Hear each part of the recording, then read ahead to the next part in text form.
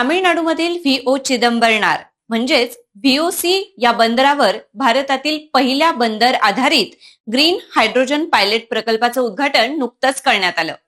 नमस्कार, मी समृद्धी. Infinity academy या चॅनलमध्ये आपलं स्वागत. 5 सप्टेंबर 2025 रोजी तामिळनाडूतील व्हीओसी बंदरावर भारतातील या पहिल्या प्रकल्पाचं उद्घाटन पार पडलं. मंत्री शर्मानंद सोनवाल यांच्या हस्ते उद्घाटन झालेला हा प्रकल्प बंदर आधारित ग्रीन हायड्रोजन पायलट प्रकल्प आहे.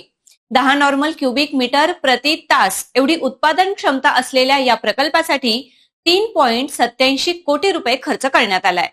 बंदर कॉलनीतील रस्त्यावरील दिवे आणि इलेक्ट्रिक वाहन चार्जिंग स्टेशन चालवणं हा या प्रकल्पाचा मुख्य उद्देश आहे.